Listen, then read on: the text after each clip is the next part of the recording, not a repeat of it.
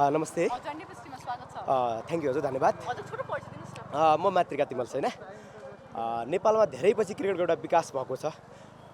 जनकपुर र सुदूरपश्चिम फाइनलमा गइरहेको छन्। सर्वप्रथम त हामी नेपाली दाजुभाइ हो। जसले जित्दा पनि नेपालले नै जित्ने जस्तै नै रहन्छ। थोरै झुकाव हुनु थोरै रहन्छ नै। मलाई त के मानेमा खुसी छ भने नेपालमा क्रिकेटको विकास भएको छ। आज स्टार्स स्पोर्ट जस्तो एउटा इन्टरनेसनल स्पोर्टमा हामीले क्रिकेट देख्न पाइरहेको छौँ। गेम अत्यन्तै एकदम टप कम्पिटिसन हुन्छ। अब मेरो अलिकति थोरै झुकाव चाहिँ सुदूरपश्चिमप्रति छ। गेम दुइटै राम्रो छ, तर फिल्डिङ, बलिङ, ब्याटिङ तुलनात्मक रूपमा जनकपुरभन्दा सुदूरपश्चिमको थोरै राम्रो भएकोले गर्दा मेरो दाबी चाहिँ सुदूरपश्चिम जित्न सक्छ भन्ने छ। हजुर, अब त्यो ब्याटिङहरु गरेर सुदूरपश्चिमपट्टि तान्यो कि के भयो? होइन, यस्तो छ गेम। म त धेरै पहिलेदेखि नै मलाई दिपेन्द्रको गेम पनि मनपर्छ।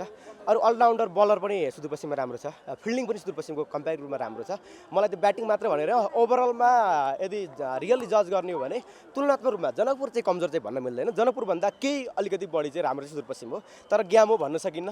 क्रिकेटमा त्यत्तिकै जज गर्न सक्ने अवस्था चाहिँ हुँदैन। त्यसले त म्याटर राख्दैन। तर तेस्रो पटक रुँदै गर्दा पनि तुलनात्मक रूपमा सुदूरपश्चिमको चाहिँ राम्रै छ, अगाडि नै छ। जनकपुरले केही पाटो सुधार्यो भने जित्ने सक्छ? सुधार्न त दुइटै गेम फाइनलमा राम्रै खेल्न खोज्छन् होइन। सुधार्दै गर्दा पनि सुदूरपश्चिमको फिल्डिङ र बलिङले गर्दा मलाई लाग्छ कहीँ न कतै फाइनल चाहिँ जित्छ नै यहाँ सुदूरपश्चिम। दिपेन्द्र सिंह अहिलेको कप्तानी कस्तो भएको छ त? कप्तानी अहिलेसम्मको मलाई देख्दा उहाँको गुडनेस चाहिँ सबै गेम जिताउनु नै भएको छ होइन।